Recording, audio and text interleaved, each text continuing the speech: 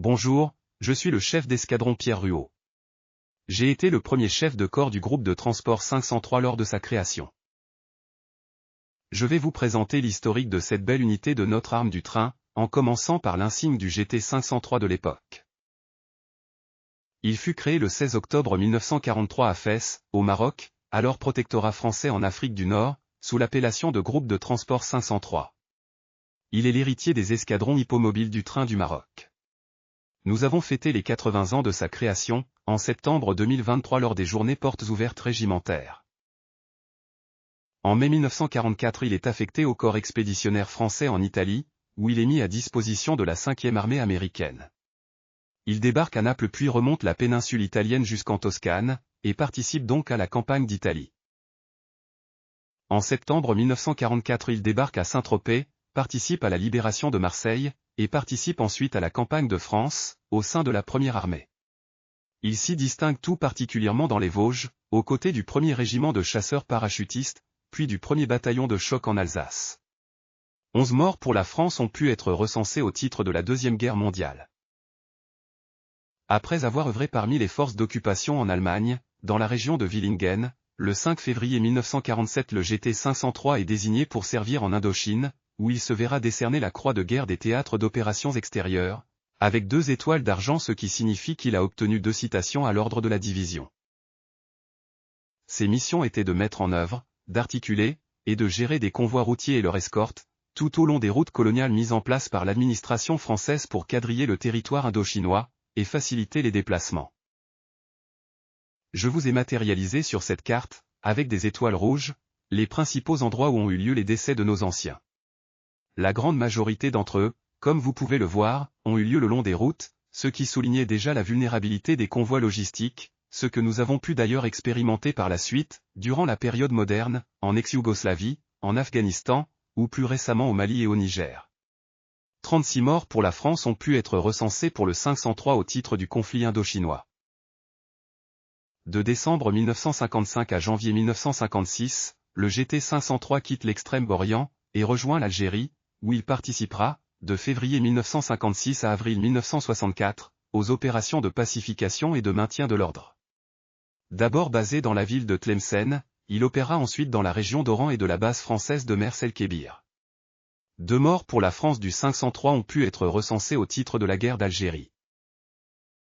Après plus de 20 ans de campagne hors métropole, le GT 503 est dissous au camp de Sissonne, le 30 avril 1964, hormis un peloton de transport dit de Mers el-Kébir, qui ne rejoindra la métropole qu'en 1968, soit 6 ans après l'indépendance de l'Algérie. Le 1er juillet 1978, il est recréé à La Rochelle, sur les structures du 538e groupe de transport lourd, et prend la dénomination toujours actuelle de 503e régiment du train. Il reçoit alors, comme les autres régiments du train, son étendard.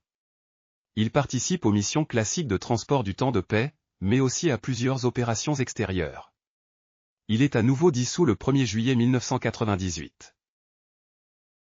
Tel le phénix qui renaît de ses cendres, il est recréé le 1er juillet 1999, au camp de Souges, à Martignas-sur-Jalles, près de Bordeaux, au sein de la 2e brigade logistique.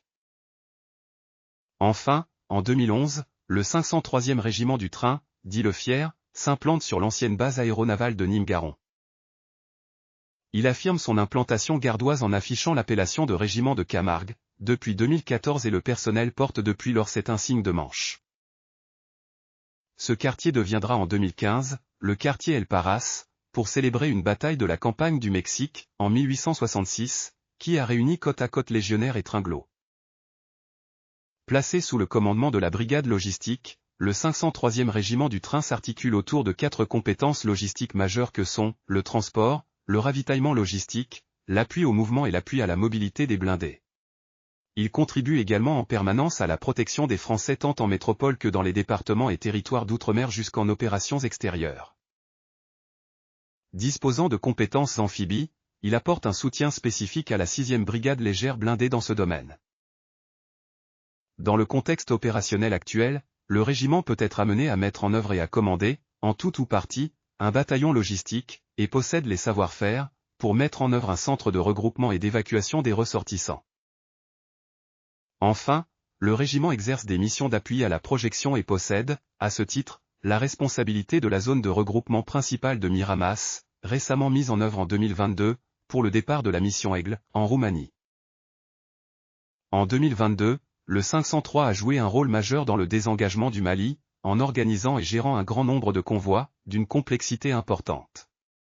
Ces missions attestent de l'agilité et de la polyvalence de ce régiment, en faisant de lui un acteur clé, dans le succès des opérations militaires françaises. Le 503e régiment du train s'appuie sur une expérience opérationnelle particulièrement riche acquise au travers de ses engagements antérieurs en Arabie Saoudite, Opération Daguet, en Somalie, Opération Oryx, en Angola, au Gabon, en Bosnie, au Kosovo, en Croatie, en Côte d'Ivoire ou au Tchad, EUFOR, en Afghanistan, en République centrafricaine, Opération Sangaris, au Mali, Serval et Barkhane, au Niger, en Estonie et en Roumanie. Voici une illustration de 3 des récentes missions effectuées par le 503 sur le front est européen. Tout d'abord l'opération Lynx en Estonie qui est une mission de présence des troupes de l'OTAN dans les républiques baltes. Ensuite l'opération Aigle en Roumanie qui contribue au renforcement du dispositif dissuasif de l'OTAN en Roumanie. Et enfin l'opération Gerfo en Pologne, qui est la mission de formation des soldats ukrainiens. Il faut rajouter à ces missions du métier logistique, les missions de protection du territoire national qu'exerce le régiment, au travers notamment de l'opération Sentinelle, au sein de laquelle il est régulièrement engagé, avec ses unités dans plusieurs grandes villes françaises, mais aussi avec ses cadres intégrés dans les états-majors tactiques, ou dans la participation aux états-majors des zones de défense. Pour terminer cette présentation, je précise que le régiment a un effectif de 1200 femmes et hommes, dont 300 réservistes, et est composé de 7 escadrons, 5 d'actives et 2 de réserve, sans oublier la fanfare de l'arme du train. Je vous remercie d'avoir pris le temps de consulter l'historique de notre régiment. Vous trouverez d'autres informations sur cette application, mais aussi sur le site internet du régiment, dont vous trouverez le lien d'accès sur la page d'accueil. Chef d'escadron Pierre Ruot, premier chef de corps du groupe de transport 503.